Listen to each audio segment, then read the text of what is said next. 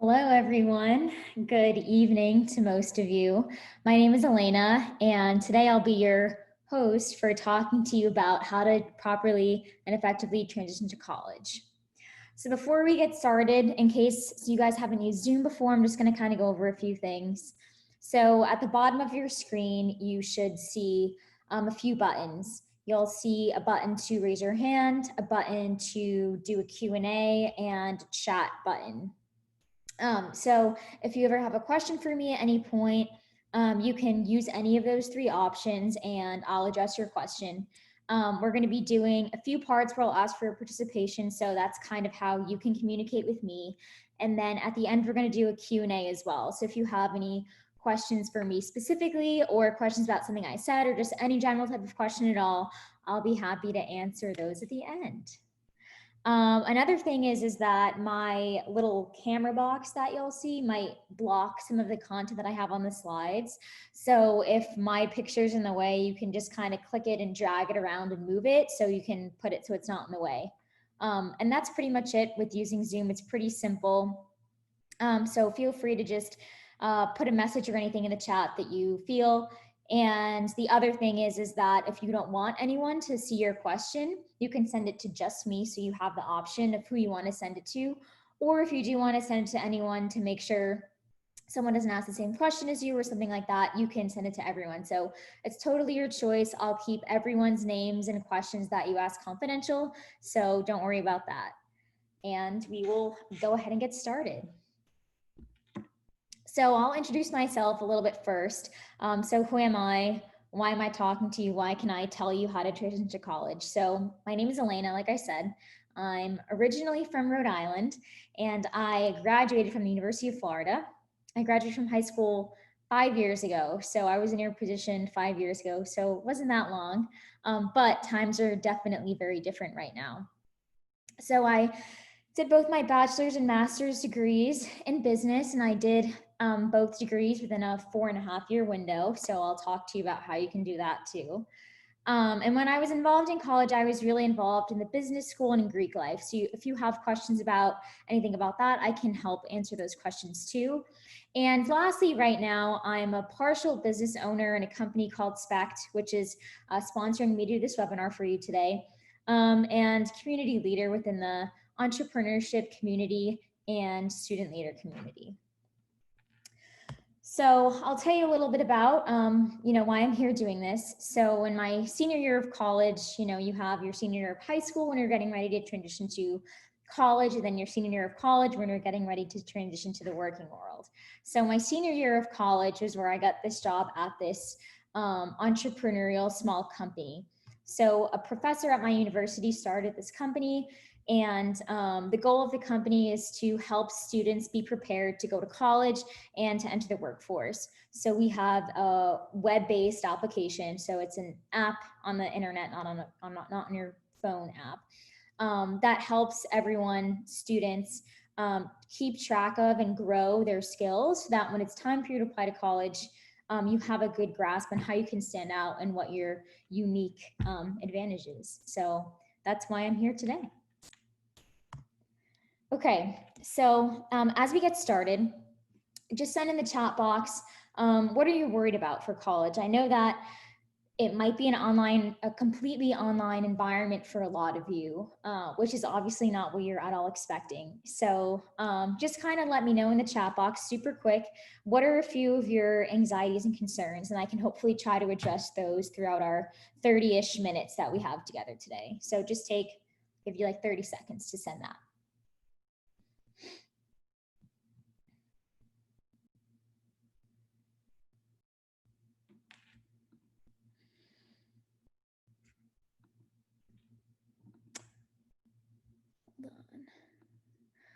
Navigating the large campus and student body. Classes being too hard. I was so worried that I was going to fail. Trust me, you're not alone there. Getting to meet friends in an potentially online environment. These are all very real. Okay. Oh, another one. Sorry, this is kind of giving me a hard time here. Zoom.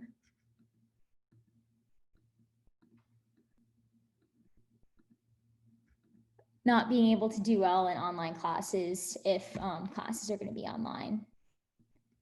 Okay, so those are definitely all real concerns. Like I said, I was definitely worried about all those things too. But once you get started, you'll realize it's not so bad, and I'll tell you a little bit about those now. So the first thing I just want to quickly go over is what exactly does an online class look like? Again, in case a lot of you are in that situation. I was personally terrified of online classes. I didn't want to take one because I thought that they weren't as good as in-person classes. So I tried to avoid them, but then eventually I had to take one for my major. So some online classes are self-paced, meaning they'll give you a bunch of stuff and say, do it by the end of the semester. And some have deadlines like a normal class, weekly, bi-weekly, monthly. So most will have the deadlines throughout the semester. There are only few that wait till the end, and you have to be super diligent and disciplined and able to be able to do well. And I've had a class like that as well. It's hard. Most of your online classes, if you have them, will have a lecture. And some will just be reading. So a lot of times it'll be your professor recorded like me, but it will just be a recording that you'll play, and you'll have all the lectures for the whole semester online, and then you just watch them as you please. And some won't have any lectures at all, and it'll be, read this or listen to this podcast or read this book, read this article. So there are different types. They're not all going to be lecture based. And some will be module based. So a module is kind of like a chapter or a lesson. So I had one online class that was, okay, do 4 out of the 10 modules. So the whole class was I just had to pick 4 modules that I wanted to do, and it could be any 4 that I wanted. So you just have to make sure that you don't wait till the end of the semester when there's 3 modules left and then you have 4 to do, and you're like, wait a minute, I can only do 3 out of the 4. So that can happen too. Online classes can come in a lot of different forms. So just make sure that you look into what your class is like. And then how to do well in an online class: treat it like a normal class. Dedicate a specific amount of time per week. So since if there is no lecture, you can say, okay, Tuesday and Thursday from 10 to 12, I'm going to focus on this class, and sort of create that outline or schedule for yourself so that you always have time dedicated to it. Be aware of deadlines. Like I said, sometimes they can be all at the end, sometimes they're all throughout. And since you don't have a professor in front of you physically that you're going to say, hey, don't forget about this assignment, don't forget about this exam, you want to make sure that you're on top of yourself and making sure that you're not missing anything and getting zeros, because a lot of teachers, not like high school, will not be forgiving if you miss a class miss an assignment or miss an exam. And last, have a good relationship with your professor. In case you do miss something, then they might be more likely to kind of help you out, which is another thing. Professors that see that you go out of their way to get to know them and care about their class will also be wanting to help you more if you're in need. And this can be tricky with an online class, but I'll talk to you more about how you can make that happen. So now the rest of the presentation I tried to make in memes because I wanted it to be fun and exciting. So a lot of this stuff, most of it has memes, some of it does not, but anyway, let's go. Okay, so attendance. Is attendance required or is it not required? So it'll differ by class. It's up to the professor. So, if you want to go on vacation, like you see Kanye here saying, some teachers will be cool about it and they won't mind. And if you tell them ahead and get your work done ahead of time or ask them what you'll be missing, they won't mind that you're missing class because you're being respectful and planning ahead. Even if your class isn't mandatory and you don't feel like you need to tell your teacher if you're missing, you should still try to go to class and try to, be attentive and plan ahead for what you're going to be missing. Because again, it'll just show the teacher that you care about their class. And again, if they see your face, again, they might recognize you and be willing to help you if you miss something important or miss a deadline as a result of missing class. So some classes, you don't miss as much if you miss because some of them are obviously easier than others. But, even if attendance isn't required, you should probably still go because you can easily get off track if you don't. That's just the reality of it.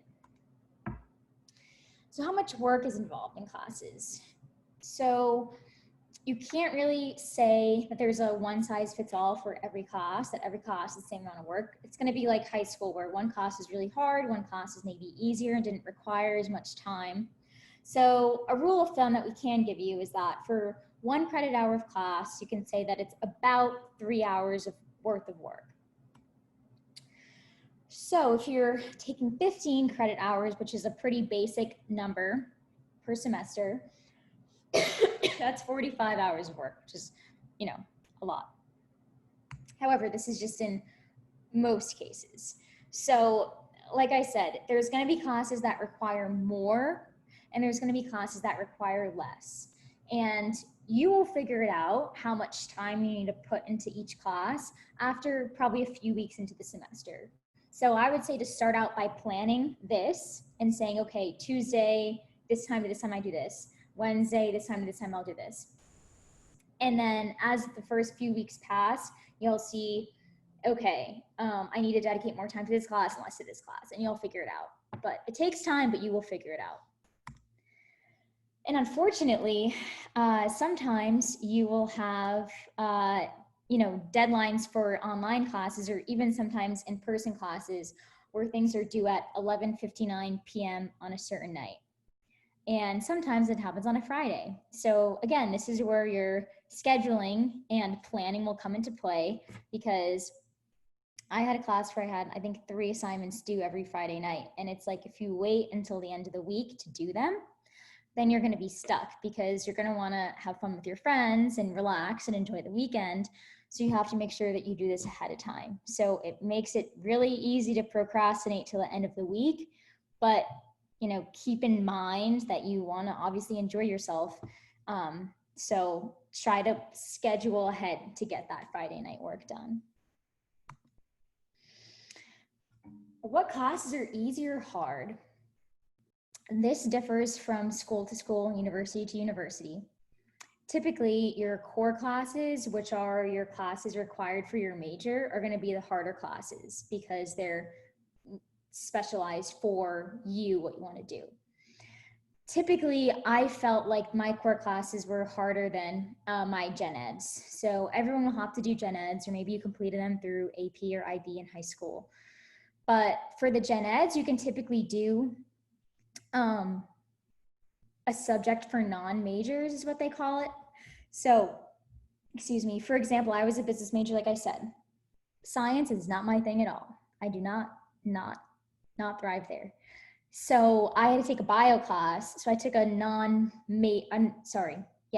bio for non-majors. So it was bio for essentially business majors, or I don't know, econ majors, because we don't need to know bio as well as a bio major. So it was a lot easier. And that was also the class I had the Friday night homework due. But anyway, another thing is that you should ask older students or even advisors, but older students I feel like are always better to ask for this, since they're the ones like living through it like you. Ask them which classes they thought were easy versus which classes they thought they were harder. And they can help you plan your schedule around that. So you don't want to take 3 hard classes in the same semester. You might want to take 1 or 2 hard classes with 2 easier or medium classes. So since older students have, been in your shoes a year, 2 years, 3 years ago, they're typically the best ones to ask how to plan and put those together. So another frequently asked question is, what is a lecture versus what is a discussion section? So a lecture typically has a few hundred students. So as you can see on the left, when you're in a lecture and someone's phone is ringing, you don't know whose it is, because there's 1, 2, 3, sometimes 400 students in a lecture class. So you can kind of be off the hook if that's you, which hopefully it won't be, but people typically won't notice who it is. And in a discussion section, this is typically with a smaller group of students from, I don't know, maybe 5 at the low end to 25, 20 at the high end. And so sometimes you'll have a lecture once or twice a week and then a discussion section the other 1 or 2 days a week. And that will be, again, a smaller group of students where you can literally physically discuss what's going on. Typically, you might have quizzes here, grades and assignments due here.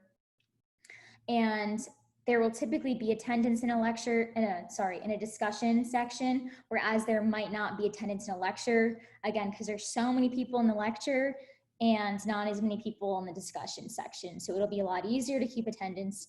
However, if you do have a class that's structured like this, you're gonna wanna make sure you especially go to the lecture, because you're probably gonna be directly asked about something from the lecture in the discussion.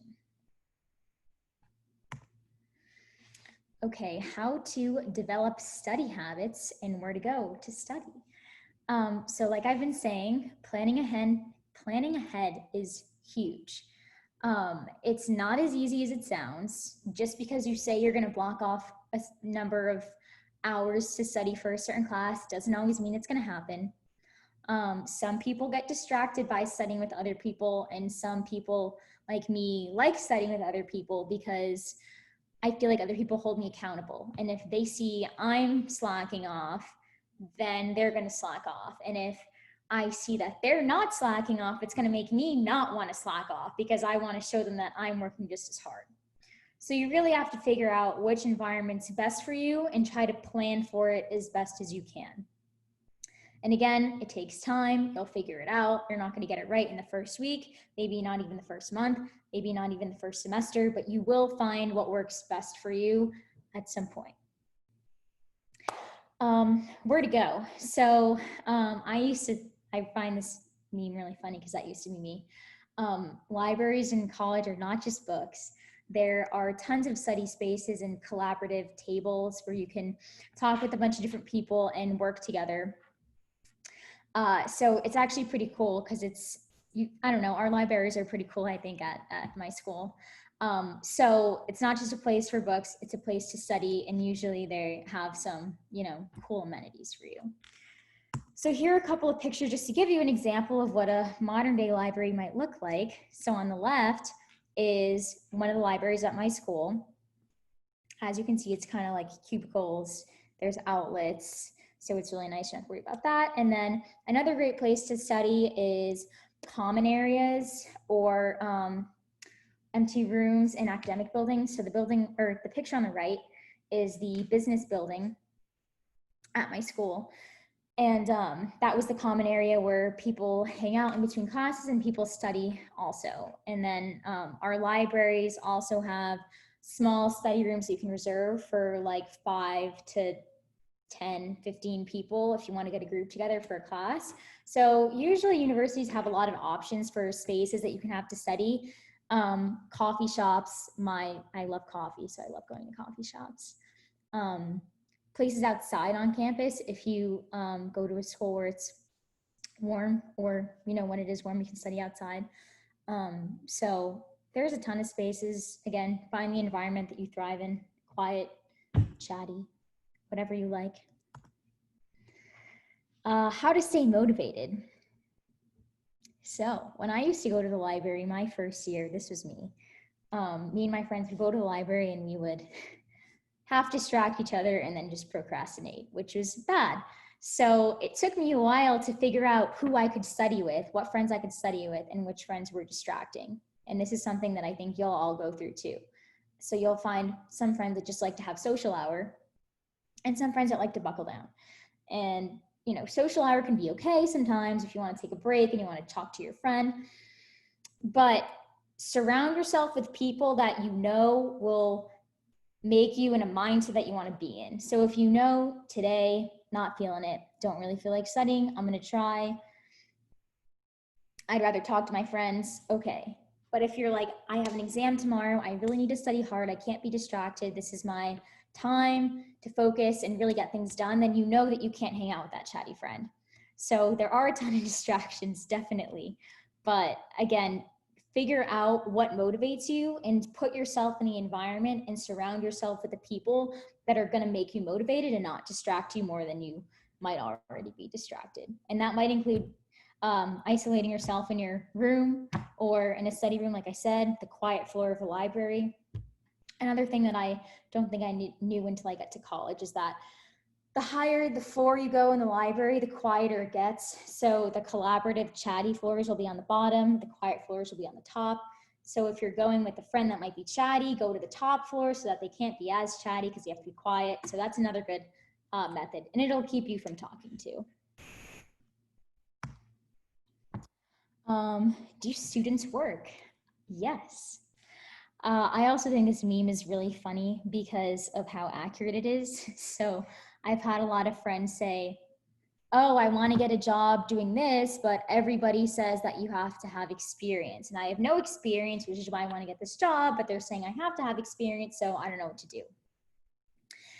If you're looking for a job just to make some side money, there are obviously a lot of jobs on campus that you could apply for that they know you're students, so they're not going to require you to have any type of experience.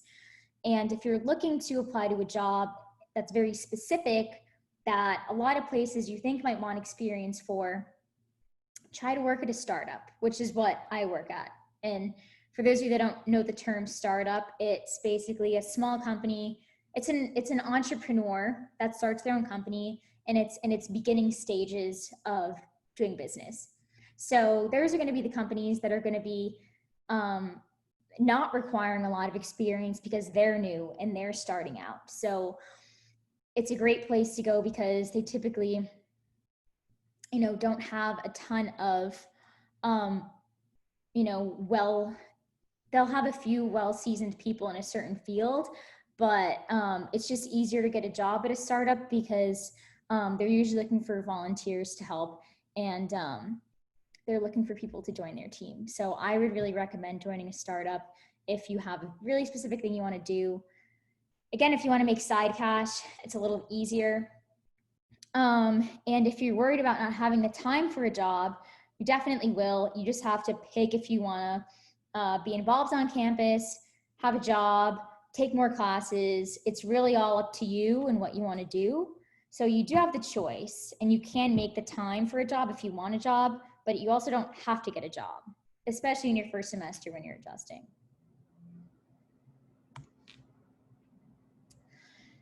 And if you're worried about not staying on track, in one sense, of not staying on track, a lot of people, like I said before, are like, okay, what classes are easy? What classes are hard? How do I know what to take when? How do I know what to take with what? Because I don't want to take a bunch of hard classes at once.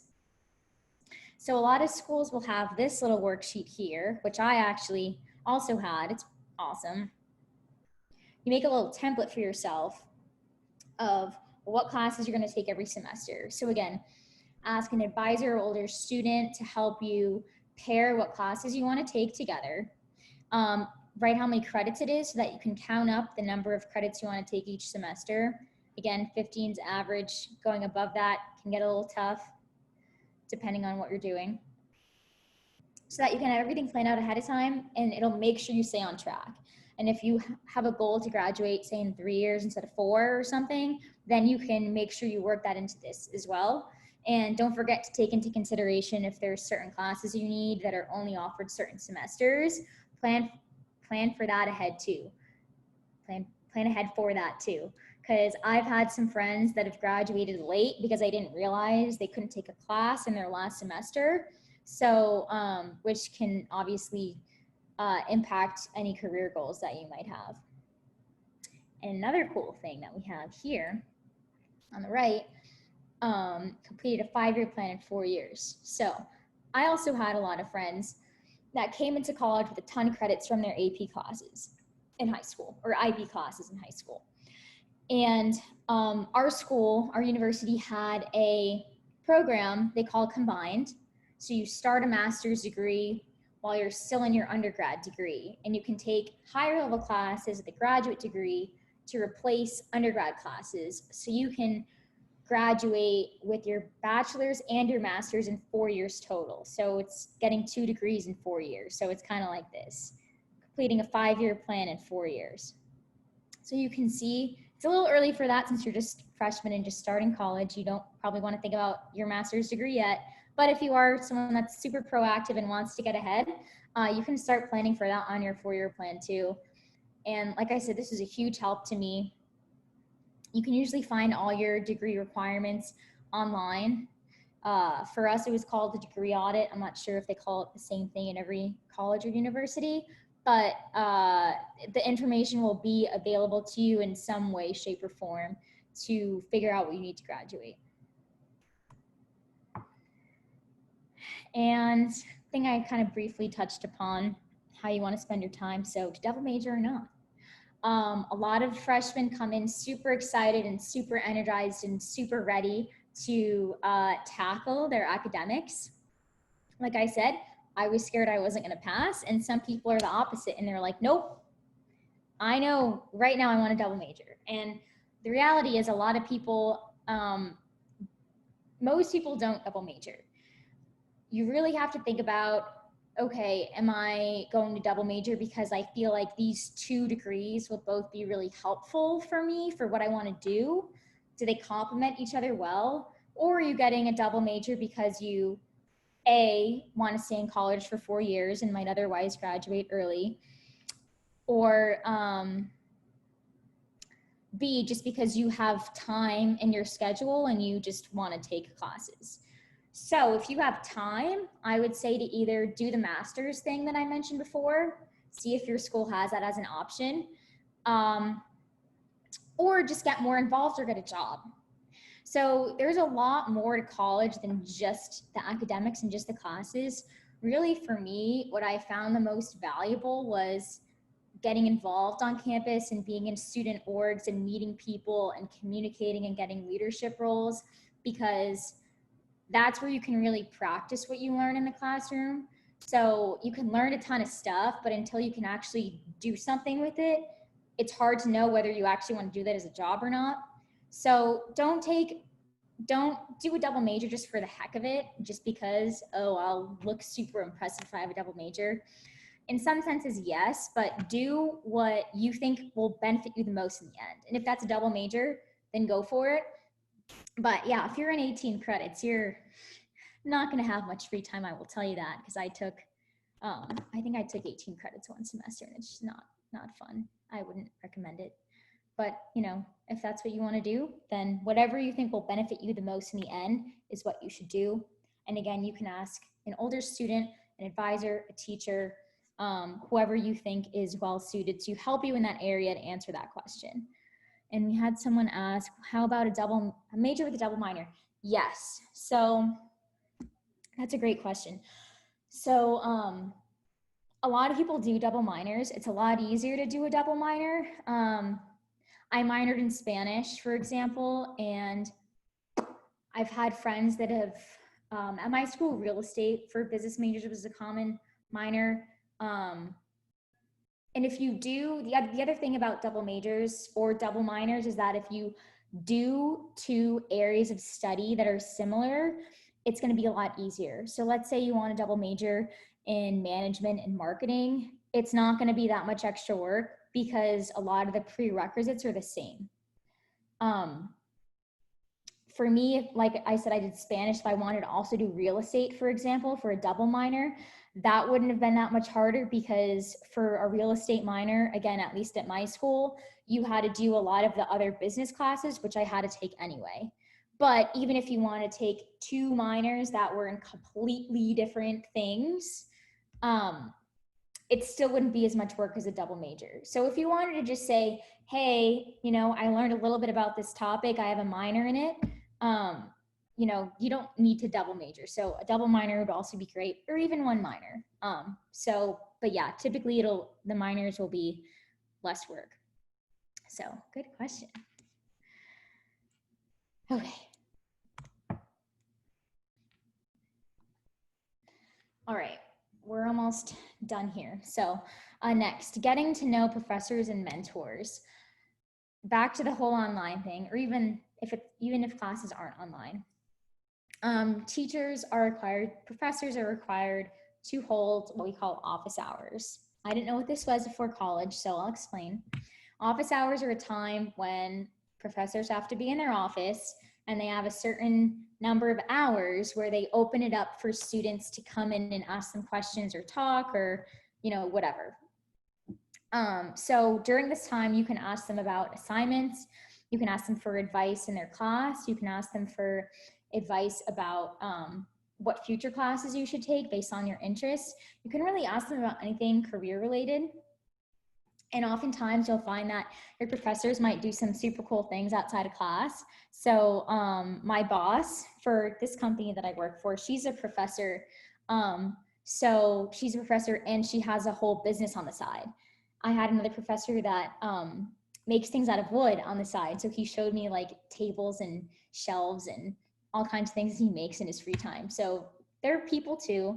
And the great thing about it is not that you can only get a mentor out of it and get someone to advise you for what you want to do in the future.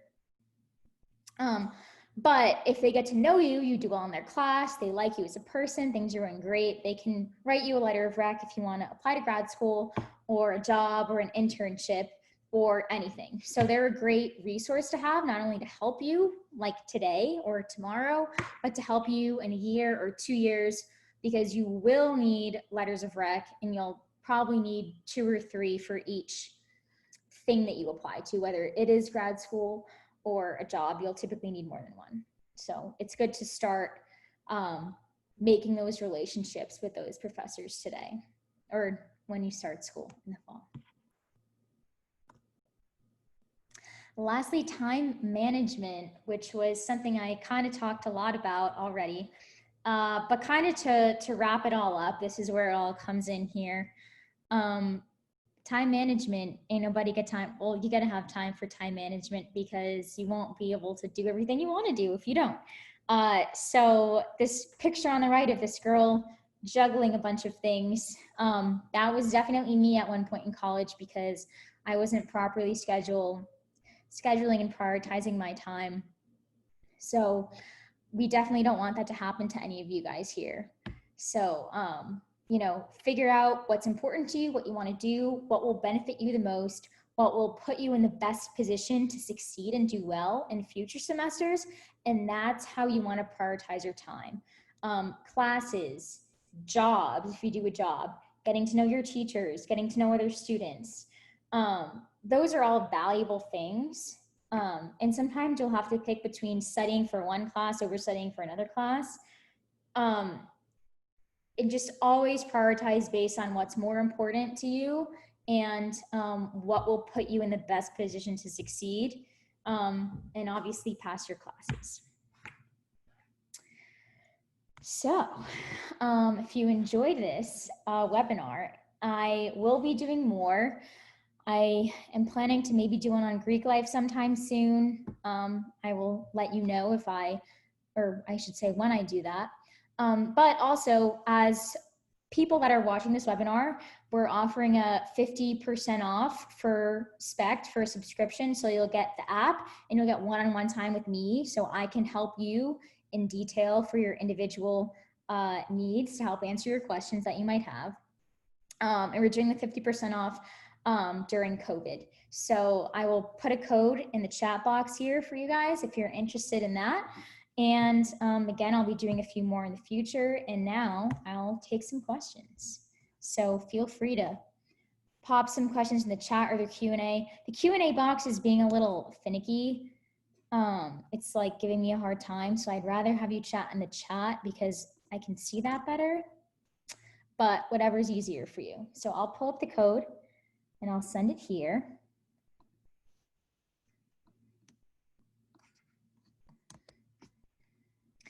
I wish I was in person so I could talk to you guys because I feel like I'm talking to myself here. Okay, everyone. Okay, there we go. Oh, and for the classes being too hard, I didn't fully address that. So I'll kind of address that now to the person that asked about classes being too hard. Sometimes classes will be really hard. I won't lie to you. My first semester, I really struggled with calculus a lot. And we had a resource where an older student would volunteer to be a tutor for each like core course. I don't know if they had it for the smaller ones too. But for the big ones like calculus and other maths and sciences, they had tutors. And outside from attending my lectures and looking at my professor's resources, I met with this one tutor. I think it was twice a week she had like lesson classes where she would reteach what was learned. And I had to do a ton of outside work and work with that volunteer teacher, older student. She was an older student. And then I ended up doing really well in the class. I suffered at first, but then after she helped me, I did really well. So if you're worried about not doing well in your classes, find someone like that. See if your school has it. If your school doesn't have it and you're in that was a lecture class, so it was like 200 or 300 people. Your professor, if it's not a lecture class, your professor might be willing to sit down with you during the office hours and work on things one-on-one.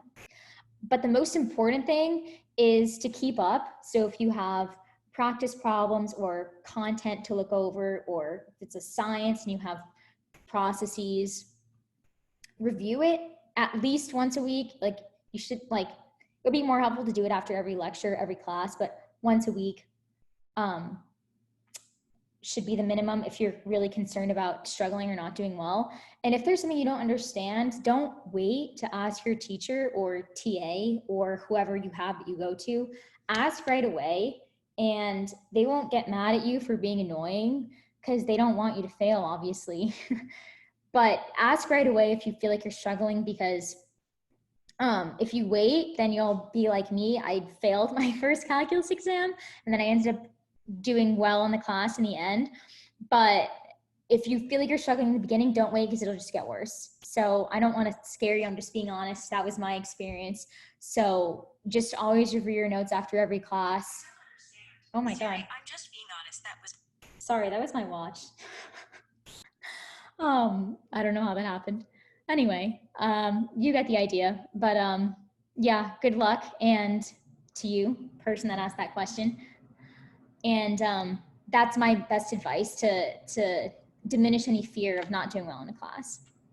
And I see we have another question. Okay, while attending UF, did you find the large student body overwhelming? What are your tips for navigating? Yeah, I'm from Rhode Island. Like I said, the biggest school in Rhode Island was like 15,000 kids, and to me that was big. And UF has 50,000.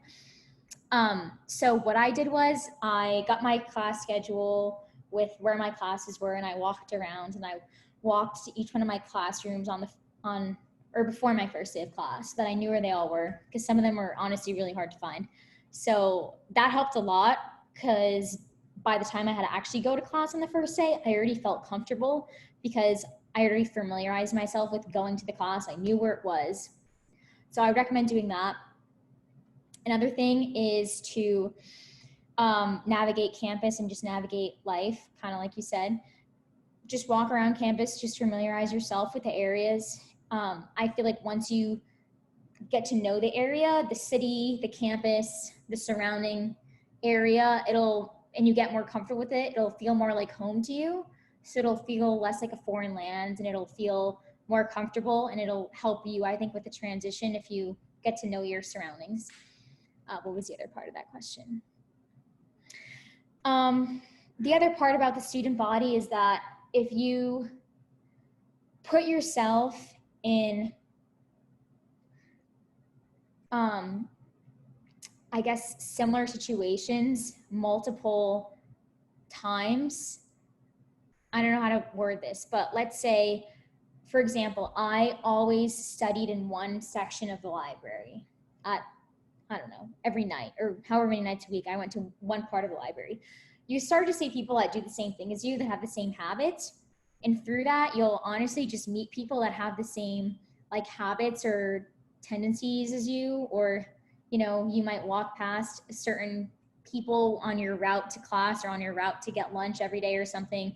So if you study in similar spots, if you form similar habits for yourself that you're routine, that's the word I couldn't think of.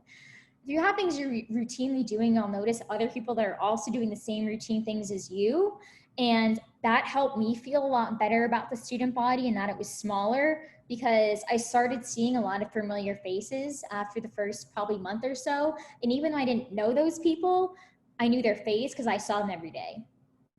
And through that you'll start to meet them and just be outgoing, and it can be hard, but put yourself out there. So and then getting involved on campus and being surrounded by the same people that are in your club or an organization you join, and that helps too. Putting yourself in smaller groups, not to confine yourself, but putting yourself in groups where there are people that care about the same things that you do or are interested in the same things that you're interested in, that'll help the campus not feel so big and overwhelming. And if I don't answer your question fully, feel free to ask me again or ask me a follow-up. Okay, thank you, no problem. Okay, let me check this again. Oops. Hold on. Okay. So best practices for Zoom. If you have class on Zoom or whatever other video chat platform, a lot of people choose to not have their camera on. But if this is going to be the environment that you're in, I would try to keep your camera on for the first little bit of time, especially if you're one of the only ones. That'll be a way for your professor to get to know you, because you still want to be cultivating those relationships with them for the future, like I said. So that would be a way for you to kind of stand out in a good way. Another question is about electives. So what electives should you take, or should you take any? For me, for my business major, I could take any. I just take a certain number of business electives. And to me, this is kind of where you can have some fun, because you can learn about an area that isn't your direct major or field of study, and you can still learn a little bit about it if it interests you. And that might open up another career path or door or an interest you didn't know you had. So for me, or at UF, entrepreneurship isn't a major, and I think it is a minor. It is a minor, but it's not a major. But there were a solid amount of entrepreneurship classes, and I didn't minor in it, but it interested me.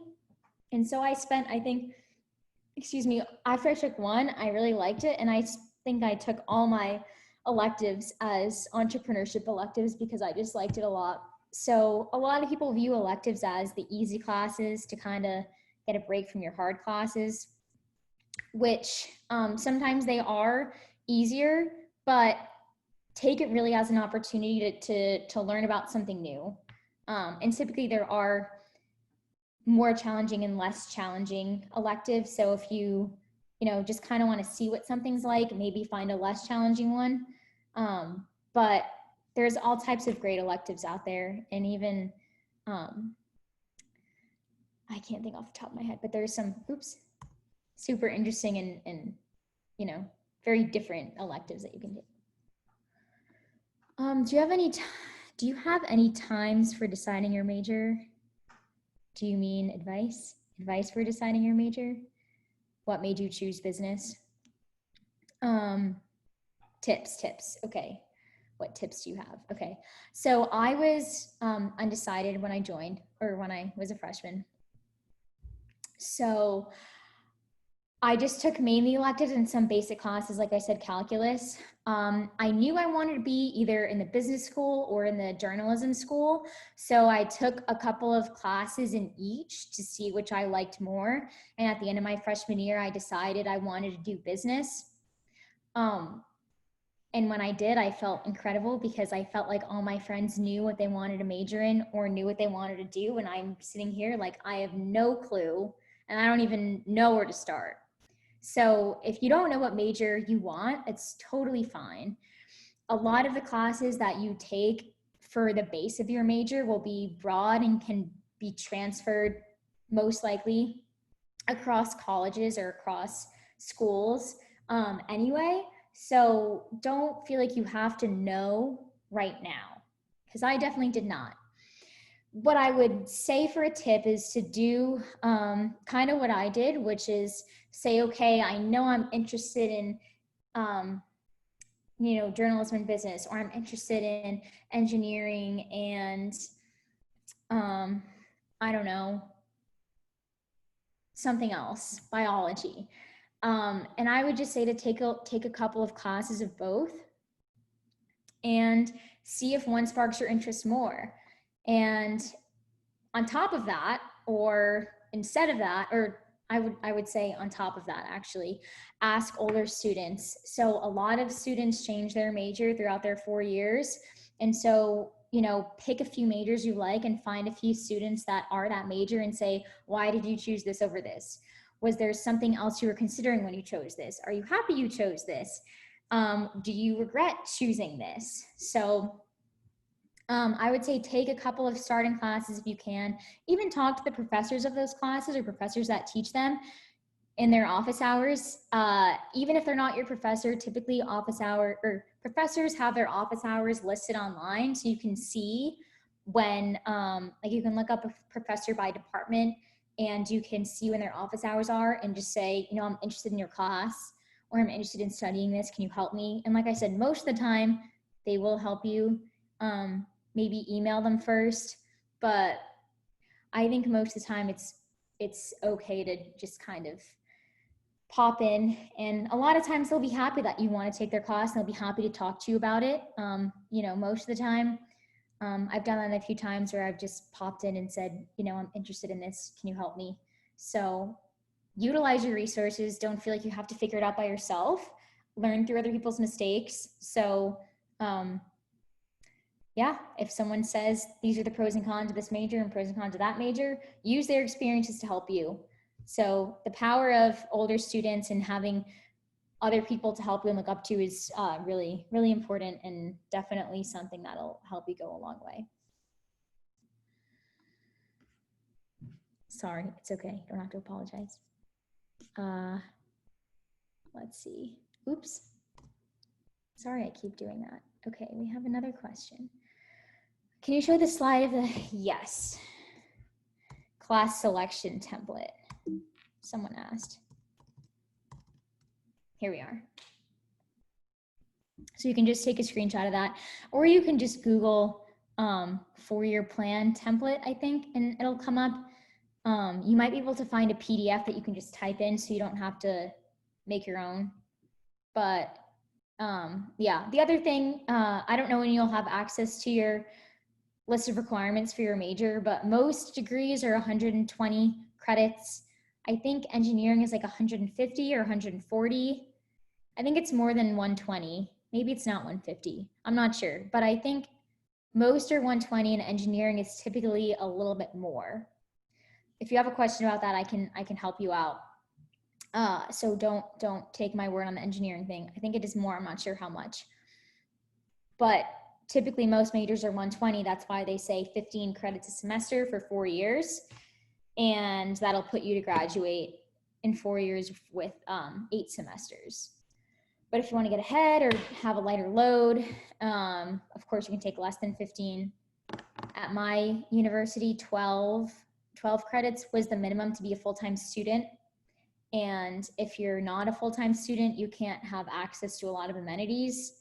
So check what that is too. And my first semester, I took 13 credits, which I think is helpful to take less than 15 while you're adjusting to college life. So don't be worried if you don't have 15, or I would say don't take more than 15 because you don't want to go crazy and overwhelm yourself too much. So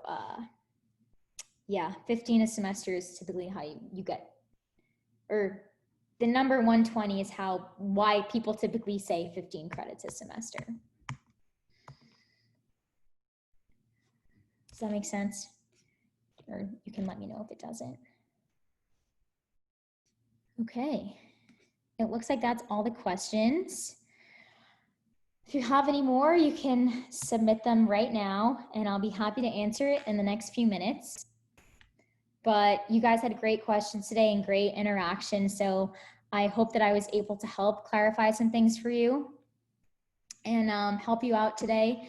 And again, if you have another question that you want to ask me personally afterwards, I will send you an email thanking you for coming to this. So you'll have my email address and you can ask me any questions that you might have in the future.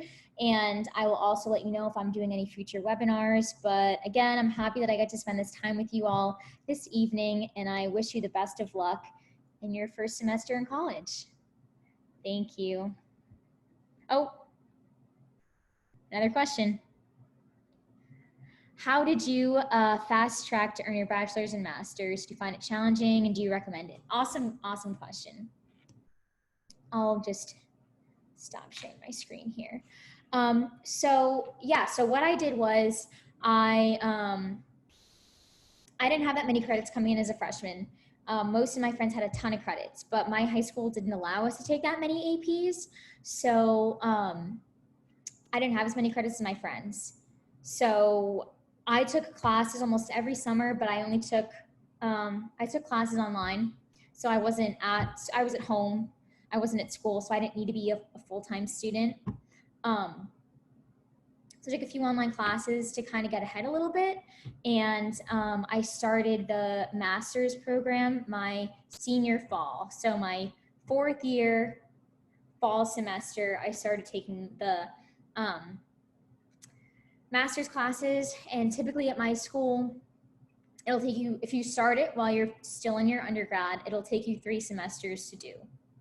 So I did my senior fall, senior spring, and then a 5th year fall.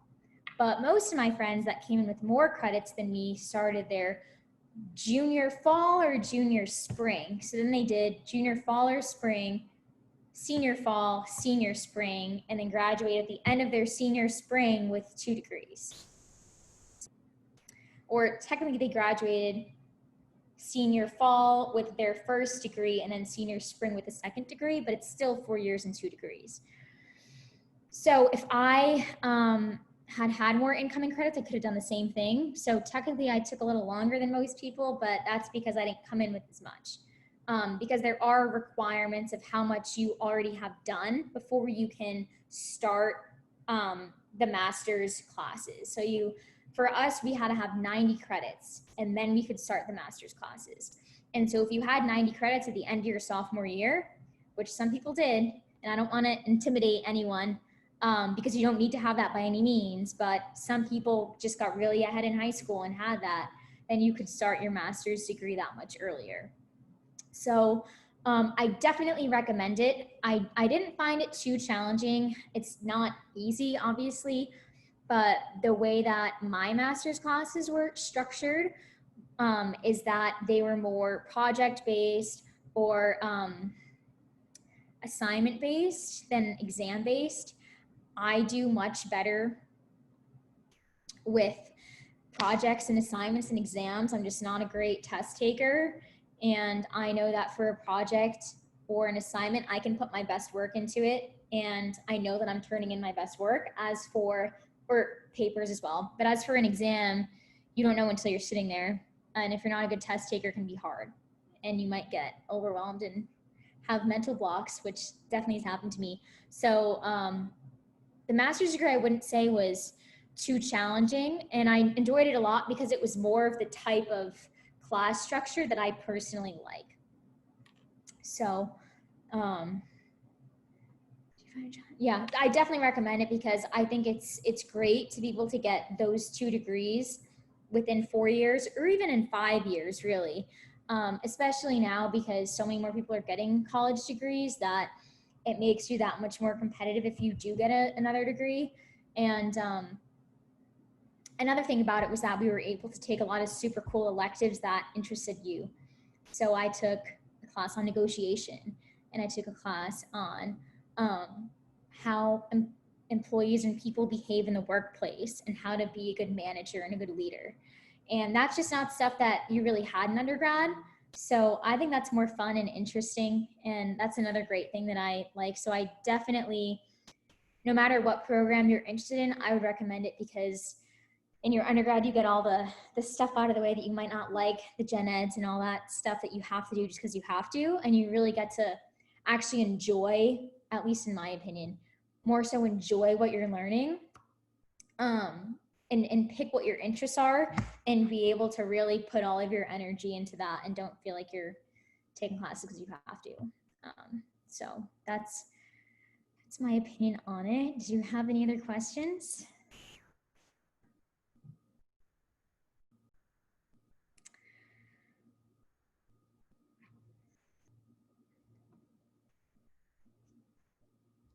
Yeah, if you had, I'll just, thank you. You're no problem. You're welcome. What was I going to say? If you had a particular, especially if you're going to UF and you had a question about a particular program that you're interested in, I can probably help since I know a lot about all the programs since I obviously went to UF. If you're going to a different school, I can help you look into the options and see what looks like is feasible for you. So again, you can let me know after and I'm happy to help.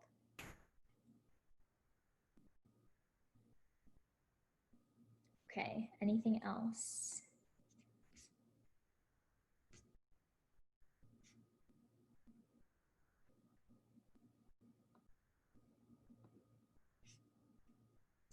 All right. I think we're all set then. Thank you guys for joining me again.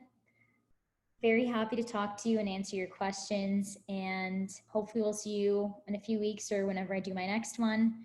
And if there's a topic that you want me to do or that you'd be interested in, feel free to add that in the chat as well, and I will see if I can definitely make it happen. So if there's something that you want to see that you're interested in, have any suggestions for me about how I can do more webinars and do them better, I'd love to have your feedback and suggestions. So thank you again, and have a great night.